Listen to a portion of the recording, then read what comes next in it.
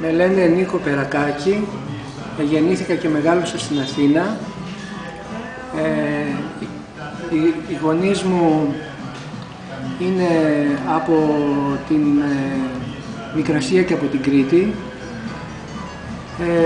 Ήμουν ένας νέος φοιτητής της νομικής και η επιθυμία της μητέρας μου ήταν να σπουδάσω νομικά και να γίνω δικηγόρος. Αλλά εγώ επιθυμούσα πάρα πολύ να ζωγραφίζω.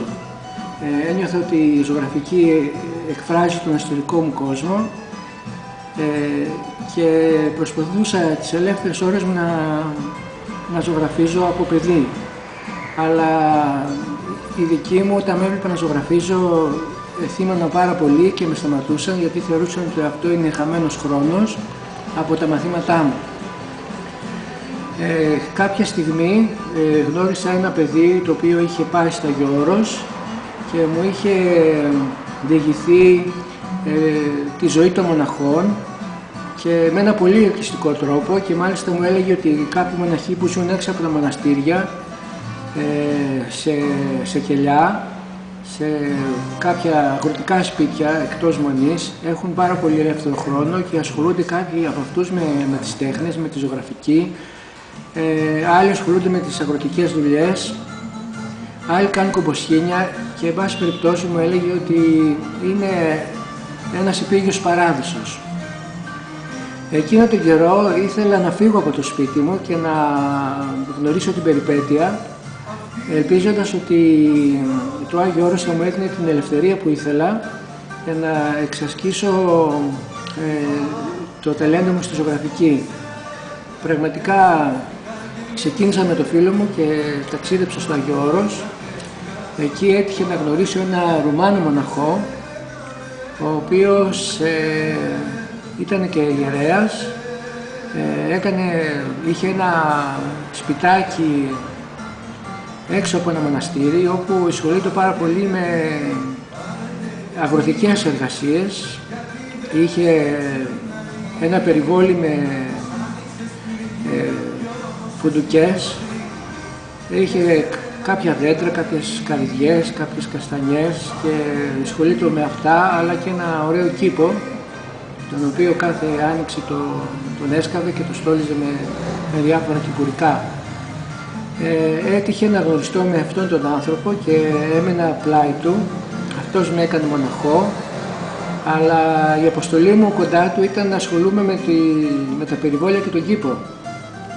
Και εκεί είχα πρόβλημα να βρίσκω ελεύθερο χρόνο για να ζωγραφίζω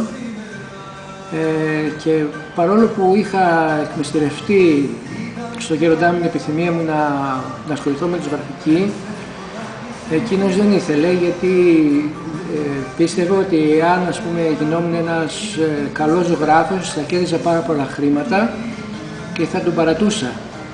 Αυτός ήθελε πάρα πολύ να έχει έναν άνθρωπο βοηθό του στα κτήματα και στον κήπο. Έτσι πήγα σε κάποιους ζωγράφους περιστασιακά και μου έκανα κάποια μαθήματα, αλλά με κανένα δεν συνέχισα και δεν τελείωσα τα μαθήματα αυτά. Εξακολουθούσα να ζωγραφίζω, αλλά κρυφά από τον γέροντά μου, περίμενα να κοιμηθεί και τότε ζωγράφιζα όσο αυτός κοιμόταν και δεν με παρακολουθούσε ή όταν έλειπα από το σπίτι. Έτσι πέρασαν κάποια χρόνια. Ο γέροντάς μου, ο οποίος ήταν ηλικιωμένος ήδη, κάποια στιγμή άρχισε να υποφέρει από ρευματισμούς και δεν μπορούσε πλέον να φροντίζει τους κήπους και τα περιβόλια. Και εγώ μόνος μου ήμουνα τελείως ανεπαρκής για αυτή τη δουλειά, γιατί ήμουνα ένα παιδί από την πόλη, δεν είχα μάθει πάρα πολύ τη σκληρή εργασία των παιδιών στα χωριά που μικρά εξασκούνται σε τέτοιες εργασίες. Αλλά είμαι τυχερός που βρήκα μια δουλειά γραμματέα στην Ιερά Κοινότητα του Αγίου Όρους και έτσι προσελήφθηκα σαν γραμματέας, όπου εργάστηκα για 5 χρόνια στην Ιερά Κοινότητα. Η θέση αυτή μου επέτρεπε να έχω ένα μισθό, να έχω ελεύθερο χρόνο, γιατί δούλευα μέχρι τα μεσημέρια, τα απογεύματά μου ήταν ελεύθερα και τα απογεύματα όταν γύριζα στο σπίτι, στο κελί μου δηλαδή, ζωγράφιζα. Δηλαδή, παράλληλα με τις προσευχές, όπως καταλαβαίνετε, οι μοναχοί ασχολούνται και με άλλες εργασίες, όπως είναι τα κτήματα, οι εργασίες στον κήπο, η ζωγραφική, πλέγουν κομποσκήνια ή κάνουν πάρα πολλές εργασίες, οι οποίες είναι μερικές φορές δεν μπορείς να φανταστείς. Υπάρχουν ράφτες, υπήρχαν τότε παπουτσάδες, όλα τα επαγγέλματα έδωσε στους μοναχούς. Εγώ τότε σαν γραμματέας του Αγίου Όρους βεβαίως ασχολούμαι πάρα πολύ με τις συνεδρίες της Ιεράς Κοινότητας, αλλά είχα την ευκαιρία να γνωρίσω και πάρα πολλούς επισκέπτες, ιδίως Γερμανούς, τους οποίους καλούσα στο σπίτι μου, έλαβαν το χώρο τον ιδιωτικό μου, το χώρο που ισογράφιζα, και πάρα πολλοί από αυτούς αγόραζαν πίνακες, τότε έκανα εικόνες, σύμφωνα με την αγιορητική παράδοση, δηλαδή τη Βυζαντινή, αλλά από τότε είχα μία επιθυμία να παρεκκλίνω λίγο από τα καθιερωμένα και από τους περιορισμούς της βυζαντινής τεχνοτροπίας, γιατί είχα γνώσεις, είχα δει πάρα πολύ από βιβλία, είχα γνωρίσει τους εμπρεσιονιστές ζωγράφους και τους εξπρεσιονιστές.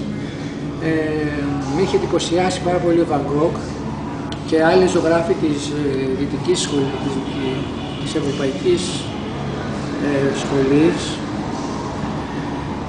και ήθελα να ζωγραφίσω σαν και αυτούς.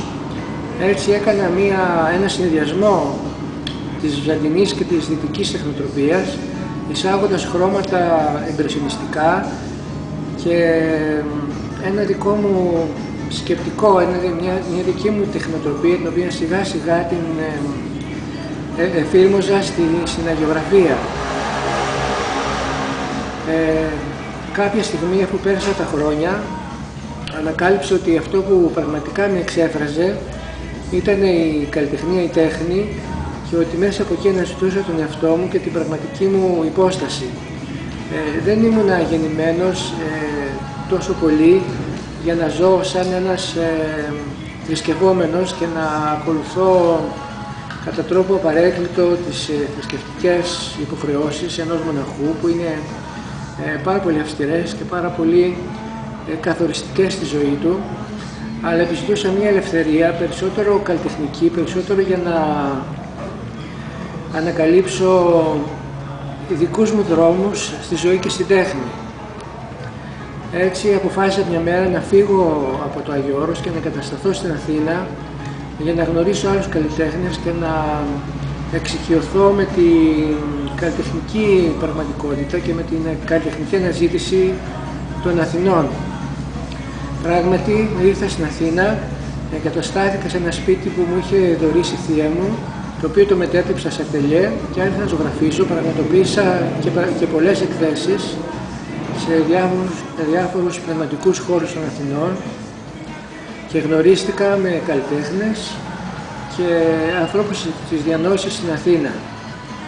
Αλλά το έβρισκα πάρα πολύ δύσκολο να εξοικειωθώ με το κοσμικό τρόπο ζωής, επειδή ήμουν μαθημένος στην απομόνωση και στην καλογερική νοοτροπία, και έτσι έζησα στην Αθήνα μια ζωή μάλλον απομονωμένη και περισσότερο στο εργαστήριο, ζωγραφίζοντας, και μέσα από αυτή τη ζωγραφική πραγματικά ανακάλυψα νέους τρόπους δημιουργίας, οι οποίοι για μένα ήταν κάτι το εξαιρετικά ενδιαφέρον, κάτι το οποίο εμβάθυνα χρόνο με το χρόνο, και μπόρεσα να αναπτύξω μια δική μου τεχνοτροπία, μια δική μου θέαση στη βυζαντινή τέχνη, ώστε να την καταστήσω λειτουργική και σύγχρονη και όχι ένα απλό αντίγραφο και μία μίμηση μιας περασμένης εποχής. Αυτή με λίγα λόγια είναι η ζωή μου και αυτή είναι η προσπάθειά μου, και αυτή είναι η επιθυμία μου να αφήσω ένα όνομα στη καλλιτεχνία και ένα έργο δικό μου, το οποίο να το θυμούνται και οι επόμενοι άνθρωποι που είναι να έρθουν.